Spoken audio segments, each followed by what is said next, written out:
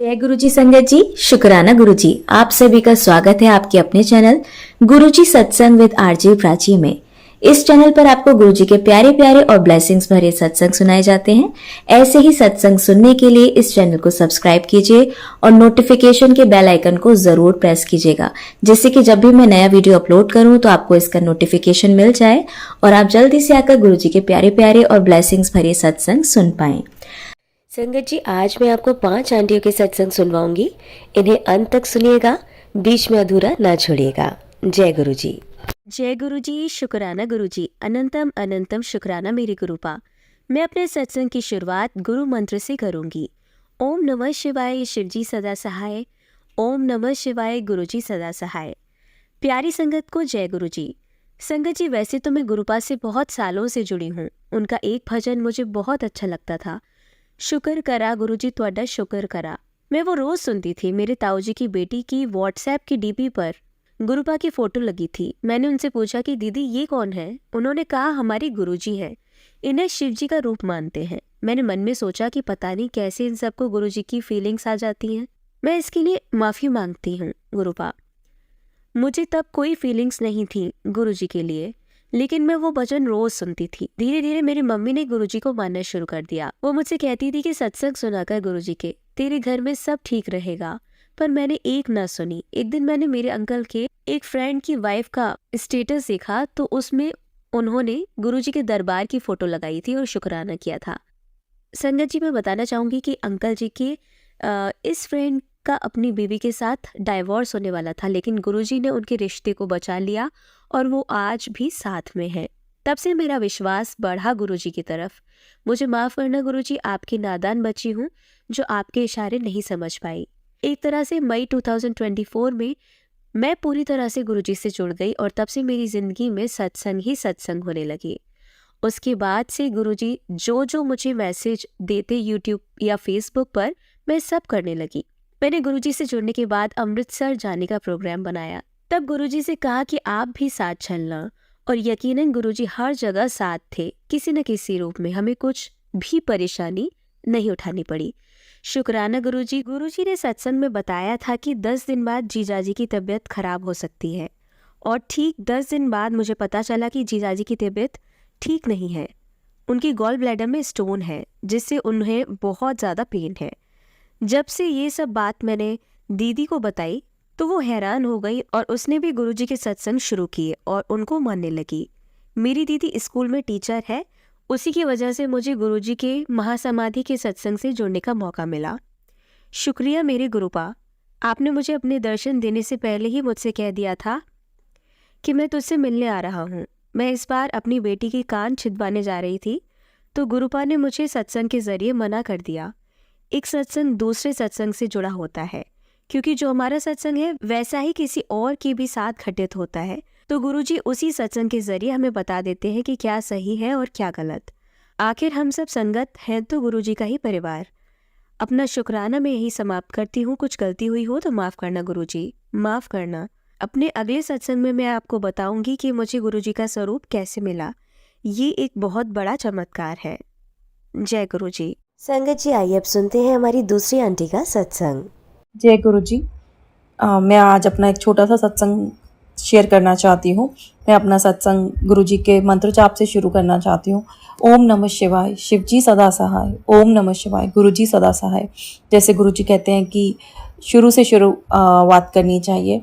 मेरी शादी को 7 साल हो चुके थे जब मैंने अपना घर छोड़ा, और उससे पहले भी मैंने मतलब हमारी शादी में काफ़ी दिक्कतें आई, काफ़ी प्रॉब्लम्स आई। तो कभी एक आधी बार पहले भी ऐसा ही मेरे साथ हुआ, लेकिन मैं हर बार कुछ ना कुछ ऐसे वादे हो जाते थे कि चलो ठीक है, हम ये कोशिश करते हैं घर चलाने की। या इस शादी से मेरी एक 5 साल की बेटी भी है जो कि अब मेरे साथ ही रहती है। पिछले 2 साल से हम अलग रह रहे हैं, और 1 साल काफ़ी कोशिश करा इसको चलाने का, इसको दोबारा से ठीक करने का, पर नहीं हुआ, और फाइनली हमने डाइवोर्स के लिए फाइल कर दिया लास्ट ईयर। और अब कभी कभार सोचती हूँ तो कभी बार मन उदास भी हो जाता है कि ऐसा क्यों हुआ, कि कैसे होगा सब कुछ इसके बाद। पर फिर पता नहीं क्यों गुरुजी ने ही एक बार मेरे मन में ख्याल डाला कि जैसे कि मैंने आपसे पहले भी कहा कि मैंने ये अपना घर पहले भी छोड़ा और पर फिर भी वापस चलेगी, पर इस बार तो शायद गुरुजी ने ही मेरा हाथ पकड़ के मुझे उस घर से बाहर निकाला है। ये और उसके बाद मुझे गुरुजी ने ये मैसेजेस भी दिए कि मैंने तेरे को कुछ लोगों से दूर कर दिया है जिनका मैंने सुन लिया था कि वो तेरे बारे में अच्छा नहीं सोचते। आज से 2 साल पहले मैंने गुरुजी का पहला सत्संग पूरे मन से सुना या पूरे मन से अटेंड करा था 2022 में, जून 2022 में। और ठीक उसके 1 महीने बाद मैंने वो घर छोड़ दिया। और कभी कभार मन उदास हो जाता था कि अगर ऐसा ना होता या अगर ऐसे सर्कमस्टांसेस ना होते तो क्या होता, शायद ऐसा नहीं होता। पर ना जाने क्यों जब शायद मैं ज़्यादा परेशान होगी और गुरुजी को मुझे बताना ही पड़ा कि वो घर मैंने अपनी मर्जी से नहीं, पर गुरुजी ने ही मेरा हाथ पकड़ के मुझे उस घर से बाहर जाने के लिए कहा, क्योंकि वो शायद जान चुके थे कि वो लोग मेरे बारे में अच्छा नहीं चाहते और ना ही वो मेरे बारे में अच्छा सोचते हैं। और गुरुजी शायद मुझे उस सब चीज़ों से बचाना चाहते थे जो मेरे साथ उसके बाद होने वाली थी।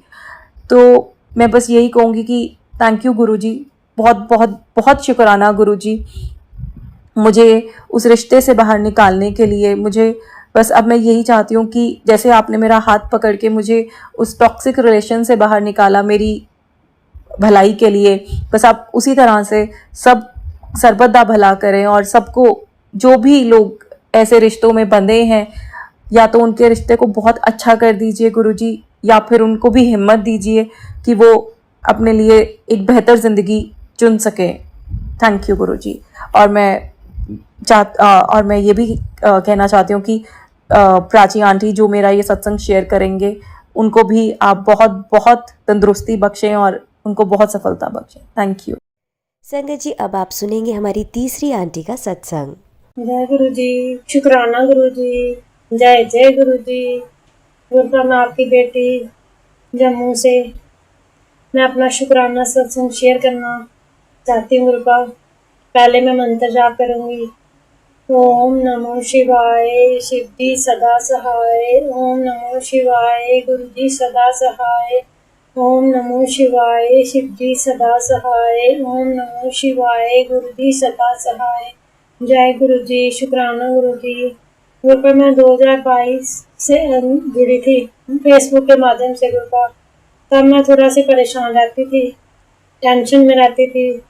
घर शिफ्ट किया था नया नया मई में, अक्षय तृतीया वाले दिन शिफ्ट किया था। गुरुपा, तो गुरुपा मैं जैसे ही फेसबुक देखती थी तो मैं शुक्राना गुरु जी, जय गुरु जी, शुक्राना गुरु जी लिख देती थी। गुरुपा, जैसे ही हम इधर नए घर में आए तो बटरफ्लाई हमारे घर में आई, ब्राउन कलर की।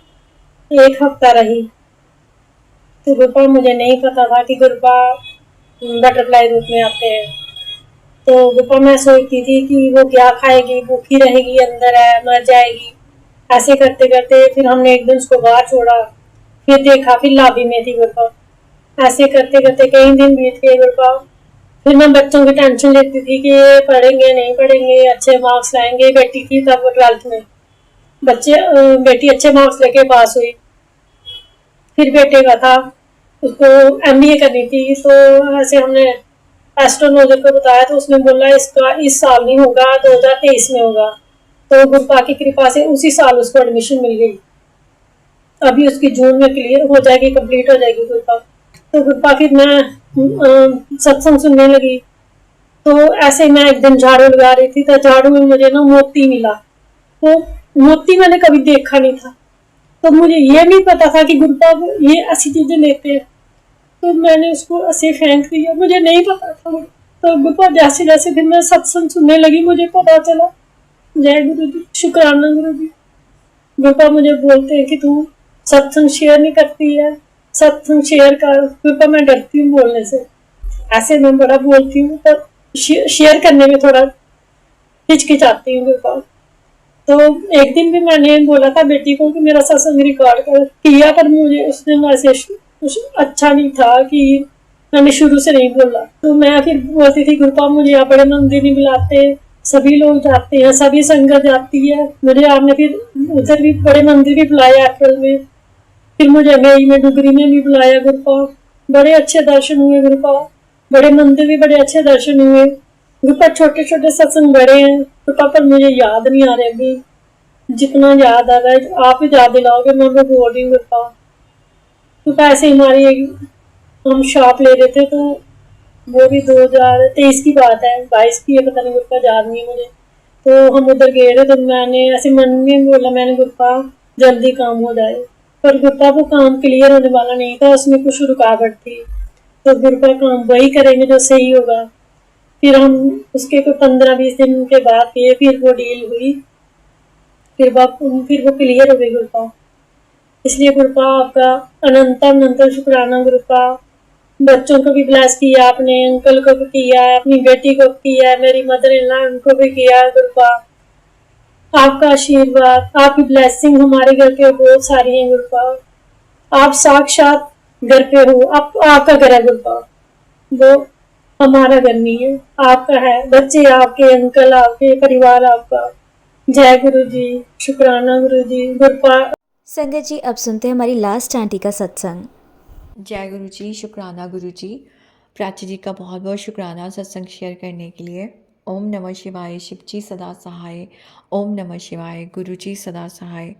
संगत जी, मैं गुरु जी महाराज का जितना शुक्राना करूं उतना कम है, क्योंकि महाराज ने जो मुझे आज से कुछ टाइम पहले मुझ तक ये मैसेज बार बार पहुंचाए कि शिव पुराण पढ़ो, शिव पुराण पढ़ो, उसका शिव पुराण पढ़ने से जो चीज़ें सामने आ रही हैं, मतलब बार बार पढ़ते हैं जब, सही कहा उन्होंने कि तुम एक बार पढ़ोगे तुम्हें समझ नहीं आएगा, 2-3 बार पढ़ने के बाद तुम्हें समझ में आना शुरू होगा कि क्या है। और संगत जी, जब मैं शिव पुराण का एक अध्याय पढ़ रही थी तो मुझे मतलब लगा कि मैं वाकई महाराज का अगर युगों युग भी शुक्राना करते रहे हम तो वो कम है, क्योंकि हमने पता नहीं कितने पाप करे होंगे।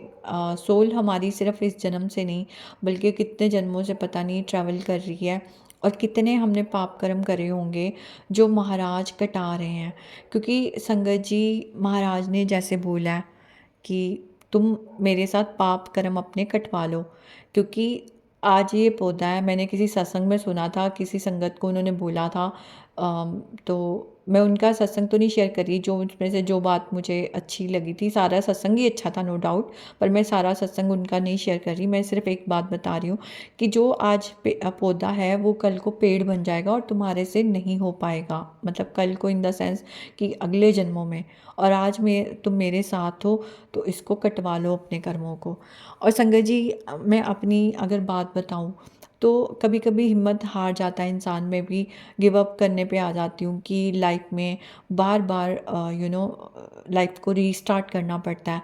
अब उसके रीज़न कई सारे हैं, कितनी बार लाइफ नीचे गई और उसको फिर से उठाना पड़ा, और करवाने वाले तो वही हैं परमात्मा। पर कई बार होता है कि हम टायर्ड हो जाते हैं, हम थक जाते हैं, और लगता है कि खास करके सबसे बड़ी प्रॉब्लम होती है फाइनेंस की, और महाराज से मांगने का तो मतलब ही नहीं बनता, क्योंकि उस लायक हम है ही नहीं कि हम मांगें। पर हाँ, जब चीज़ें बहुत ज़्यादा पेनफुल हो जाती हैं तो अरदास करनी पड़ती है कई चीज़ों के लिए, पर फिर भी कोशिश यही है कि मांगो नहीं।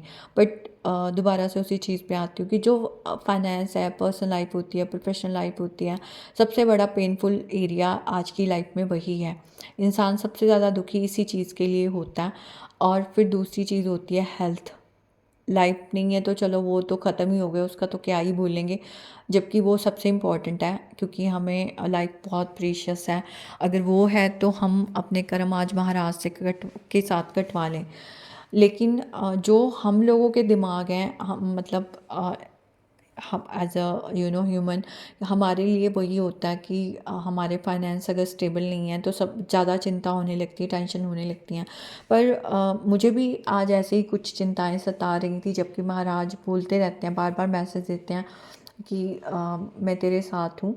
तो और उन्होंने कई तरह से मेरे सामने कई ऐसे वीडियोज़ आए, कई ऐसी रील्स आई जिसमें वो ही चीज़ वो उन्होंने समझाई कि वो साथ में है। और एक जैसे बच्चा भी जब अर्थ पे आता है तो उससे पहले ही उसका सारा इंतज़ाम कर दिया जाता है, तो फिर डरने की क्या ज़रूरत है। या पक्षियों के जो खाने का, सोने का, हर चीज़ का उनको वो चला रहे हैं। और इंसान को भी डरने की ज़रूरत नहीं होनी चाहिए, क्योंकि जब ख़ास करके हम तो वैसे भी जब गुरुजी ने हमारा हाथ पकड़ रखा है, तो डरने की वो बात ही नहीं है कि वो हमें गिरने देंगे। पर वही है कि ह्यूमन माइंड है, तो कभी कभी टेंशन्स आ जाती हैं। तो आज कुछ ऐसा ही मैं फ़ील कर रही थी, मैं बहुत परेशान थी। तो लेकिन महाराज कदम कदम पे अपना एहसास दिलाते हैं। अगर मैं नहीं भी उस टाइम सत्संग सुन रही थी, तो मैं रील्स देख रही थी, तो वही मैसेजेस मेरे सामने आ रहे थे, जो मुझे ऐसे लग रहा था कि महाराज मुझे जैसे पूरा सपोर्ट कर रहे हैं, मुझे उस मैसेजेस के थ्रू बता रहे हैं कि हाँ, तुम्हें डरने की ज़रूरत नहीं है, I am there for you, तुम्हें घबराने की ज़रूरत नहीं है। संगत जी, मैं गुरुजी को तो बिल्कुल ब्लेम कर ही नहीं सकती, ना मेरी औकात है। आज तक मेरे साथ जो भी हुआ वो मेरे ही पिछले जन्मों के कुछ कर्म होंगे। चाहे वो किसी ने ब्लैक मैजिक करा हो, चाहे वो किसी ने हमारा बुरा करा हो, चाहे किसी की नेगेटिविटी हो, चाहे हमारे अपनी बेवकूफ़ियाँ हो कि हमने गलत लोगों पे ट्रस्ट करा, कुछ भी हो, पर कर्म तो थे, तभी सामने आए। और इस चीज़ को मैं एक्सेप्ट करती हूँ, क्योंकि हमें याद नहीं है, हमारी सोल पता नहीं कब से ट्रैवल करती हुई आ रही है, और हमने कितने भयंकर कर्म करे होंगे, जो महाराज कहते हैं ना कि 90% मैं तुम्हारे कर्म अपने पे लेके सिर्फ 10% तुमसे कटवाता हूँ। वो पता नहीं किस किस रूप में कटवाते हैं। कोई मतलब जब मैं आज शिव पुराण पढ़ रही हूँ ना, तो मुझे और एहसास हो रहा है कि अगर महाराज ने हमारा हाथ ना पकड़ा होता, तो हमें पता नहीं, हम अगर मान लो मैंने इस जन्म में तो ऐसे कर्म नहीं करे कि मतलब बहुत ही यातनाएं सहनी पड़े, पर जब शिव पुराण में भी सुनते हैं, छोटी छोटी चीज़ों के लिए भी कितने बड़ी बड़े उनके कॉन्सिक्वेंसेस होते हैं, मतलब जो मरने के बाद या दूसरे जन्मों में हमें भुगतने पड़ते हैं। तो महाराज हमारे कष्ट कटाकर हमें कितना, उन्होंने हमें बचा दिया है। मतलब हम कितने लक्की हैं। मैं तो आज समझ पा रही हूँ शायद इस बात को, ऐसा नहीं कि पहले नहीं समझते थे, पर जब से शिव पुराण पढ़ी है और थोड़ी बहुत जो 2-4 लाइनें भी समझ आई हैं, तो मतलब मुझे लगता है कि मैं महाराज का अगर युगों युग सच में शुक्राना करूं, तो वो भी कम है। क्योंकि अगर हमें वो सब भोगना पड़ता, जो भी हम पिछले जन्मों से लेकर अब तक करते आए होंगे, भले हमने इस जन्म में कोशिश करी होगी कि हम अच्छे इंसान बने, पर अगर स्ट्रगल आई है लाइफ में, मतलब हमने कुछ कांड करे होंगे पिछले जन्मों में, तभी आई है। तो कितना बचा रहे हैं वो हमें, और आगे का हमारा संवार रहे हैं। तो पहले तो मैं माफ़ी चाहती हूँ अपने महाराज से कि मैं जो परेशान हो जाती हूँ, जबकि वो हर बार मुझे बोलते हैं कि मैं तेरे साथ हूँ, तुझे डरने की ज़रूरत नहीं है, तुझे गिरने नहीं दूँगा। तो मुझे घबराना नहीं चाहिए, मुझे इस बात का मुझे विश्वास रखना चाहिए कि चाहे कोई भी ना दुनिया का साथ में हो, पहले भी नहीं थे, ये सब कहने के रिश्ते होते हैं, टेम्पररी रिश्ते होते हैं, चाहे ब्लड हो चाहे नॉन ब्लड हो। जब तक हम लोगों के काम आ रहे होते हैं, लोग हमारे काम आते हैं। हाँ, कुछ लोग होते हैं बहुत अच्छे भी होते हैं, और जो हमारी मदद भी करते हैं वो भी महाराज ही करवाते हैं। करने वाला सिर्फ परमात्मा ही है, कोई किसी के लिए कुछ ना करे। नहीं तो चाहे मैं भी हूँ, तो मैं भी किसी के लिए कुछ ना करूँ, अगर मेरी भी बुद्धि सही काम कर जाती है कभी, अगर मैं कभी करती हूँ, तो वो परमात्मा ही करवाने वाला है। क्योंकि हमेशा हर टाइम तो मेरा भी मन नहीं करता हर किसी के लिए कुछ करने का, तो इसलिए कराने वाला वो परमात्मा ही है। तो हम कर ही नहीं रहे होते एक्चुअली, हम लोग पता नहीं कितने के सेल्फिश लोग होंगे, और महाराज ही हमें सद्बुद्धि देते हैं, और महाराज ही हमारे हर तरह से हमें हेल्प करते हैं। तो आज मुझे लग रहा है कि मैं एक एक चीज़ का भी शुक्राना करूँ ना, तो वो कम है। आज मैं अच्छी तरह से देख पा रही हूँ, अच्छी तरह से सुन पा रही हूँ, खा रही हूँ, पी रही हूँ, सब इतनी प्रॉब्लम होने के बाद भी मैं बहुत सही से ज़िंदगी जी पा रही हूँ। आगे का अगर फ्यूचर का सोचने लग जाऊंगी, तो हाँ, मैं पागल ही हो जाऊंगी। लेकिन अगर मैं फ्यूचर का ना सोचूं, अपने महाराज पे छोड़ दूं, जैसे कि पहले भी हमेशा छोड़ा है, कई बार ऐसे टाइम आए जब छोड़ा है, और जब जब नहीं छोड़ा तब तब मैं परेशान हुई हूँ। लेकिन जब भी मैंने महाराज के ऊपर छोड़ी है अपनी सारी बातें, सारी चीज़ें, तो मैं बिल्कुल शांत हो जाती हूँ, बिल्कुल सुकून आ जाता है कि चीज़ें उनके हाथ में, वो अपने आप देख लेंगे। और सिर्फ बंगले गाड़ियाँ हो हमारे पास, वो ही उनकी कृपा का बात नहीं होती, बल्कि उन्होंने कितनी बार मुझे बचाया, कितनी बार मेरी लाइफ में मेरी हेल्थ ठीक करी, कितनी बार मुझे ऐसी परेशानियों से बचाया जहाँ पे पता नहीं मेरा क्या होता। कितने मेरे उन्होंने कर्म काट दिए हैं जो मैं सोच भी नहीं सकती कि मैं काट पाती अगर 100% मुझे काटने पड़ते, या अगले जन्म मुझे ले लेके वो कर्म काटने पड़ रहे हैं। मैं सोच ही नहीं सकती ऐसी चीज़ें अब, जो मैंने इस जन्म में भी मैं देख के, छोटी छोटी चीज़ें हों या बड़ी चीज़ें हों, तो मैं परेशान हो जाती हूँ, रो पड़ती हूँ उनके सामने कभी। तो जितना शुक्राना करें कम है। महाराज मुझे कई बार ऐसे सत्संग सुनाते थे, do not take God for granted, और अब समझ में आ रहा है कि वो इतनी आसानी से मिल गए हैं, इसका मतलब ये नहीं है कि फॉर ग्रांटेड उनको लें। वो बहुत ही बड़ी बात है। मुझे आज और ज़्यादा, मतलब मुझे पहले भी एहसास होता था, सत्संग सुनती थी, पर आज मुझे शिव पुराण पढ़ने के बाद जैसे और एहसास हो रहा है, और शायद महाराज ने इसीलिए मुझे आज ये अध्याय पढ़ाया, क्योंकि थोड़ा मेरा मन, जिसे कहते हैं ना, बहुत, थोड़ा नहीं बहुत परेशान हुआ था आज शाम को खास करके। तो अ, मतलब वो हमारे लिए क्या है, वो हमारे साथ है, मतलब ये इतनी बड़ी बात है। मेरे पास वर्ड्स कम पड़ रहे हैं, ये इतनी बड़ी बात है, मतलब कि हमें तो डरने घबराने की ज़रूरत ही नहीं है। वो सृष्टि का मालिक हमारे साथ है, और पता नहीं हमने ऐसा कौन सा एक कर्म कर दिया, या मैं कलयुग का धन्यवाद करूं, अपने महाराज का तो धन्यवाद है ही है, बट कलयुग का भी मैं धन्यवाद करूं कि इतना दिमाग भटकाते हुए भी कलयुग है तो नहीं सही, बहुत कहते हैं ना, बहुत रुकावटें डालने वाला है, लेकिन एक जो अच्छी चीज़ है कि कलयुग में भगवान आसानी से मिल जाते हैं, और बाकी युगों में तो लटक जाओ उल्टे, और इतने आसानी से दर्शन नहीं हो सकते महाराज के, जो उन्होंने आज स्वरूप के रूप में भी हमें दर्शन हो रहे हैं। चाहे हमने उनको फिजिकल रूप में उस टाइम नहीं देखा, पर महाराज किसी न किसी रूप में हमारे सामने, सबके सामने आए होंगे। ये मेरा रहा भी है एक्सपीरियंस, उसको मैं ज़्यादा शेयर नहीं कर रही, बट हाँ, महाराज सब रूप में तो हमारे सामने हैं, और प्लस हमें एक्सपीरियंस जो कराते हैं वो किसी न किसी तरीके से, कभी फ्रेगनेंस के थ्रू, कभी ऐसे बहुत से तरीके हैं जिनके थ्रू वो एक्सपीरियंस कराते हैं अपनी एग्जिस्टेंस की, वो साथ में हैं। ये सच में इतनी बड़ी बात है, मैं, मतलब मेरे पास सच में वर्ड्स कम पड़ रहे हैं, मैं जितना शुक्राना करूँ ना उतना कम है।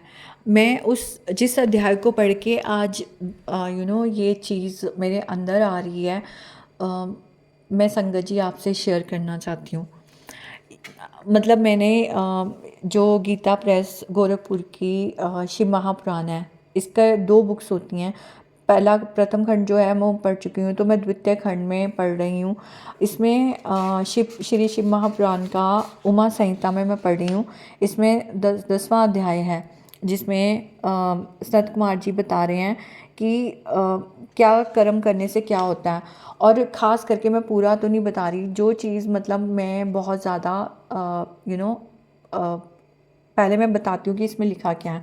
इसमें है, जो लोग सज्जनों की निंदा सुनते रहते हैं, उनके कानों में अग्नि के समान वरण वाली लोहे की कीलें तथा ताम्र आदि से निर्मित तप्त कीलें ठोक दी जाती हैं, और फिर पिघले हुए रांगा, सीसा एवं पीतल से तथा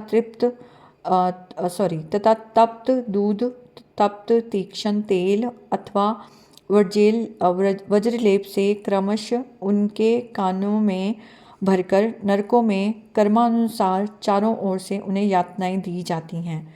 इसी प्रकार प्रत्येक शरीर से किए गए पाप के कारण क्रम से सभी इंद्रियों की भी घोर यातनाएं होती हैं। जो मूढ़ दूसरे की स्त्री का काम भाव से स्पर्श करते हैं, उस स्पर्श दोष के कारण उनके हाथ अग्नि के समान दहकती हुई बालुओं से भर दिए जाते हैं। उनके शरीर पर सभी क्षार पदार्थों का लेप कर दिया जाता है, और सभी नरकों में महान कष्ट देने वाली यातनाएं दी जाती हैं।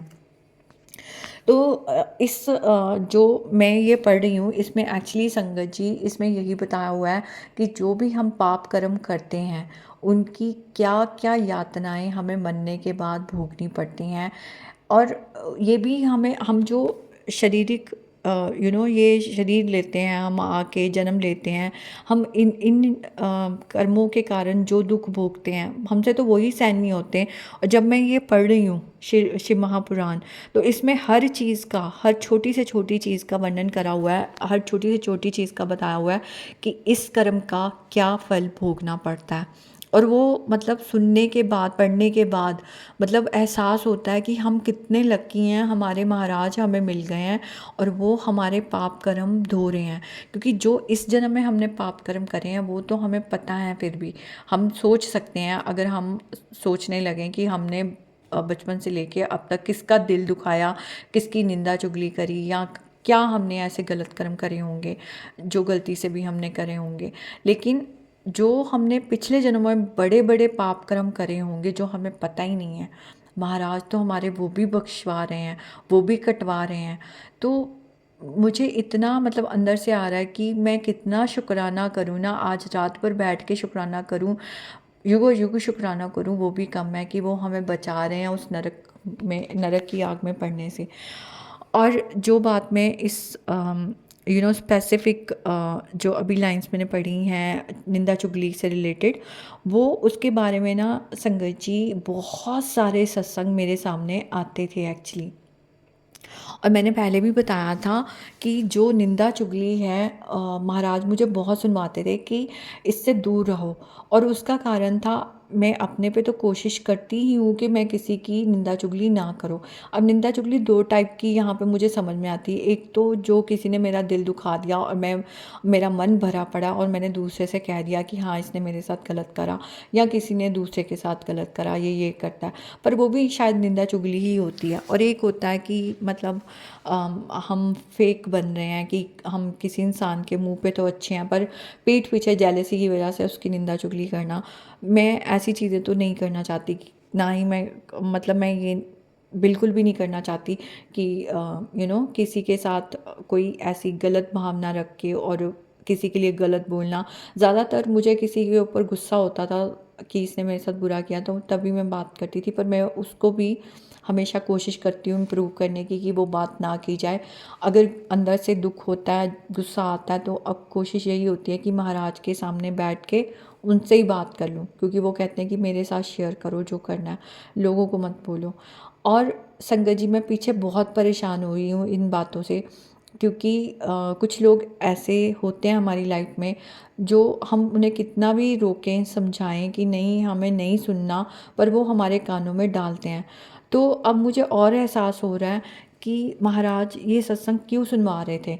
इवन प्रेमानंद महाराज का भी मेरे पास सामने एक बार ब्रॉडकास्ट, मतलब ब्रॉडकास्ट तो नहीं, उनके वो जो प्रवचन देते हैं ऐसे अपने सभा में अपनी संगत के सामने, तो वो एक बार क्लिप मेरे सामने वीडियो क्लिप आई थी, उसमें वो वही बता रहे थे कि निंदा चुगली सुनो भी मत, करनी तो है ही नहीं ना, सुनो भी मत। क्योंकि जहाँ कोई निंदा चुगली कर रहा है कानों में उंगलियां दे लो या ऐसे कुछ था, या वहाँ उस जगह से चले जाओ, वो सुननी ही नहीं है।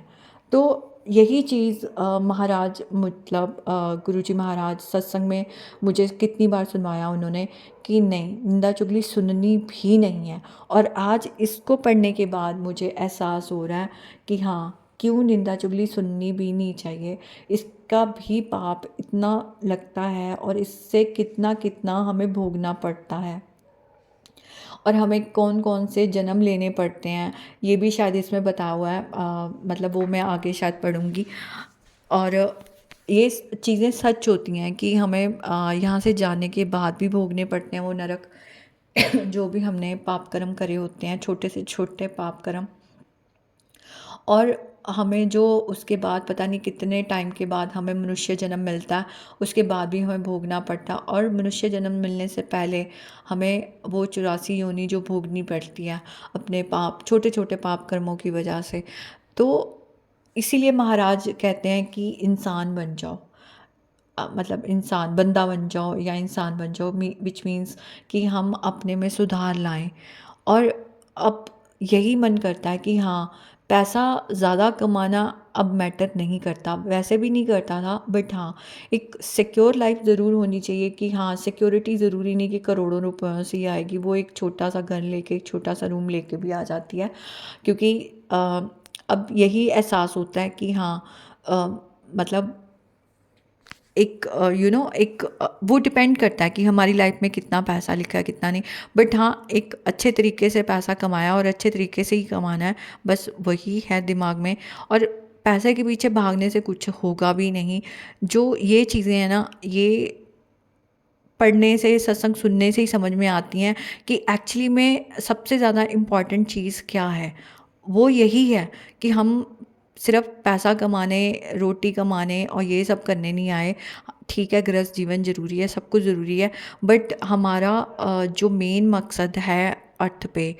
और स्पेशली जब हम बहुत लकी हैं कि आज हम एक ह्यूमन फॉर्म में हैं, और हमें सब उससे भी ज़्यादा आज जो हम लकी हैं, ब्लेस्ड हैं कि गुरु जी ने हमारा हाथ पकड़ लिया। क्योंकि मैंने पिछले दिनों में कुछ सत्संग सुने थे, उसमें फिजिकल टाइम संगत ने बताया था कि महाराज कहते थे द्वापर, त्रेता और जो भी एक और युग होता है उसमें मैं नहीं दर्शन देता। ऋषि मुनि भी कितनी तपस्या करते हैं, इतना आसान नहीं होता मेरे दर्शन पाना। लेकिन कलयुग में मुझे बार बार आना पड़ता है, धरती पे अवतार लेना पड़ता है, क्योंकि पाप इतना बढ़ जाता है कि लोगों का हमारे लोगों के भले के लिए, हमें समझाने के लिए वो धरती पे बार बार आते हैं। तो महाराज, अगर मैंने भी गलती से आपको कभी फॉर ग्रांटेड लिया होगा ना, तो मुझे आप क्षमा करना, क्योंकि ये सच में बहुत बड़ी बात है। आपने हाथ पकड़ा हुआ है, आप हमें संभाल रहे हो और आप हमें आगे तक लेके जा रहे हो। ये मैं अपने शब्दों में आपको थैंक्स कर ही नहीं सकती।